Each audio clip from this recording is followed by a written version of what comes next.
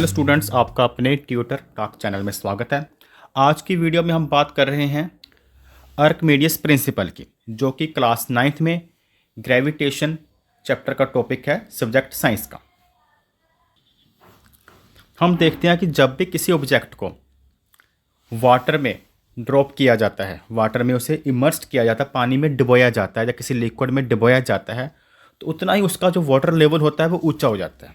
ठीक है, चाहे कह लो, क्योंकि जबकि ऑब्जेक्ट पानी में हम डिप करते हैं, पानी में डालते हैं, तो उसे बीच में जाने के लिए वो कुछ ना कुछ स्पेस तो कवर करता है ना कुछ वो स्पेस कवर करेगा, तो उसके बदले पानी को थोड़ा पीछे हटना पड़ेगा।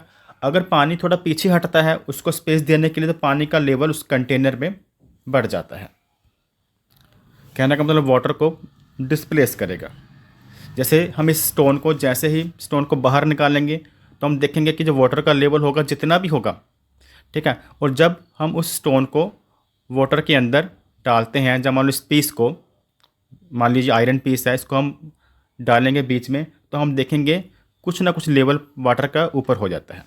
तो आर्किमिडीज ने इसी के बारे में हमें बताया था।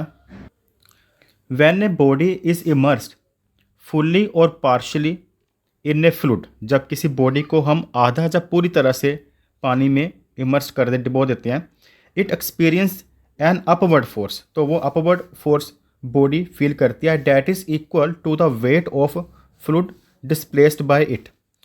और ये उतना ही होती है अपवर्ड फोर्स जितना कि वाटर डिस्प्लेस होता है। कहने का मतलब कि ऑब्जेक्ट जितना वाटर डिस्प्लेस करता है, जितने वेट का वाटर डिस्प्लेस करता है, उतना ही उसे अपवर्ड फोर्स फील होती है, जिसे हम बॉयंट फोर्स भी कहते हैं। जो इससे पहले वाली वीडियो में हम इस टॉपिक को क्लियर कर चुके हैं। अगर आपने वह वीडियो नहीं देखी तो उनका लिंक आपको डिस्क्रिप्शन में मिल जाएगा। इसको हम एक स्प्रिंग बैलेंस के साथ क्लियर करते हैं कि किस तरह से वाटर डिस्प्लेस होता है, किस तरह से जो अपवर्ड फोर्स होती है इक्वल होती है वाटर डिस्प्लेस के, जैको वेट ऑफ फ्लूइड डिस्प्लेस। यहाँ पर स्प्रिंग बैलेंस के साथ हमने एक आयरन बार को, एक लोहे के टुकड़े को बांध दिया, और इसका जो वेट जो नोटिस होता है वो कितना होता है, 500 ग्राम। यानी कि इसका वेट है, जब पानी से बाहर है तो स्प्रिंग बैलेंस ने इसका वेट बताया 500 ग्राम।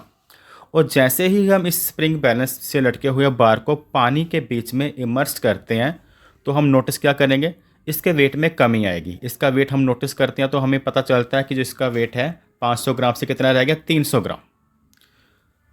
तो अगर इसका वेट 300 ग्राम रह गया तो किसके कारण ये रहा है, क्योंकि वाटर ने अपवर्ड फोर्स लगाई, कुछ फोर्स, यानी कि पानी ने समझो इसको उठाया हुआ है, जिसे हम अपवर्ड फोर्स या बियॉन्ड फोर्स भी कहते हैं, बायंट फोर्स। अब बायंट फोर्स कितनी होगी, अगर पहले इसका मास था 500 ग्राम, जब ये पानी से बाहर था तो हमने मेज़र किया था 500 ग्राम। जब पानी के बीच में ये गया, हमने नोटिस किया इसका वेट हो गया 300 ग्राम। तो इसके वेट में कितनी कमी आई, 500 ग्राम माइनस 300 ग्राम, तो नोटिस करें तो इसके वेट में कमी आ गई 200 ग्राम की। और ये 200 ग्राम वाटर को डिस्प्लेस करेगा। 200 जितना बॉयंट फोर्स होती है उतना ही वाटर डिस्प्लेस होता है, उतने ही वेट का। और ये रूल फुल्ली इमर्स्ड या फिर पार्शली इमर्स्ड दोनों पर अप्लाई होता है। अभी हमने ये टॉपिक आपको क्लियर किया है फुल्ली इमर्स्ड के साथ, कि जब फुल्ली चीज़ पूरी तरह से पानी के बीच में चली जाती है।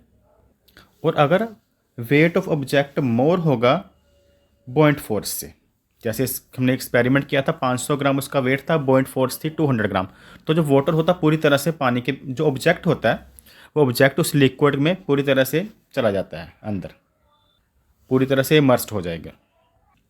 अब नेक्स्ट करते हैं कि जो बड़ी बड़ी शिप होती हैं वो पानी में डूबती क्यों नहीं, क्योंकि उनका तो वेट भी काफ़ी होता है। जबकि कुछ छोटा सा लोहे का टुकड़ा हम लें, चाहे वो 200 ग्राम का हो, 100 ग्राम का हो, 50 ग्राम का हो, अगर इसको रखें तो पानी के बिल्कुल बीच नीचे चला जाता है। लेकिन शिप तो इतनी भारी होती है, वो पानी में क्यों नहीं डूबती। तो उसका रीज़न क्या होता है कि ये भी जो रूल होता है वो आर्किमिडीज प्रिंसिपल पर ही काम करता है, क्योंकि शिप का जो आकार होता है वो बहुत ज़्यादा बड़ा होता है। दूसरा, उसके अंदर एक तरह से एयर से भरी होती है, अंदर से खोखली होती है, होलो होती है। जबकि जो स्टोन हम आयरन के टुकड़े की बात कर रहे थे, लोहे के टुकड़े की बात कर रहे थे, वो पूरी तरह से सॉलिड होता है, इसलिए पानी में डूब जाता है। लेकिन शिप जो होती है वो पूरी तरह से सॉलिड नहीं होती, वो बड़े आकार की होती है। एक तो रीज़न इसका ये है कि इसके अंदर होलो होता है, एयर होती है, जो एयर की डेंसिटी होती है पानी से कम होती है, जिसके कारण पहला रीज़न तो ये होगा, शिप पानी के अंदर बिल्कुल नहीं जाती। सेकंड रीज़न है कि आप नोटिस करो तो शिप का कुछ हिस्सा, कुछ पार्ट तो पानी के अंदर होता है। ये बहुत इंटरेस्टिंग टॉपिक है। जो शिप का कुछ पार्ट्स, मान लीजिए जितना भी पार्ट्स है पानी के अंदर होता है, उतना ही पानी डिस्प्लेस होता है। ठीक है, आप समझ रहे होगे, कुछ ना कुछ तो वो भी पानी डिस्प्लेस करेगा। ये पार्शियली इमर्स्ड का टॉपिक आ गया। अभी पूरी चीज़ नहीं पानी के बीच में डूबी, कुछ हिस्सा पानी में, कुछ हिस्सा पानी के बाहर है ऑब्जेक्ट का। तो जितना भी पानी वो डिस्प्लेस करेगा उसका साइज बहुत ज़्यादा बड़ा होता है, हमें शिप के बारे में मालूम है। तो वो बहुत ज़्यादा पानी क्या करती है, डिस्प्लेस। और जितने वेट का वो पानी डिस्प्लेस करेगी उतने ही बॉइंट फोर्स उस पर काम करेगी, जो कि शिप को अपवर्ड उठाने में मदद करेगी। तो शिप को अगर वो बॉइंट फोर्स अपवर्ड फोर्स लगाती है जितना कि वो पानी डिस्प्लेस करता है, जिसके कारण शिप पानी के बीच में डूबती नहीं, वो पानी के ऊपर ही तैरती रहती है। और यही प्रिंसिपल कहता था कि बॉडी अपवर्ड फोर्स एक्सपीरियंस करती है जितना कि वो वाटर को डिस्प्लेस करती है, जितने वेट का वाटर। तो ये था हमारा टॉपिक आर्किमिडीज प्रिंसिपल के ऊपर। अगर आपको यह वीडियो पसंद आई हो तो लाइक करना ना भूलें। Thanks for watching.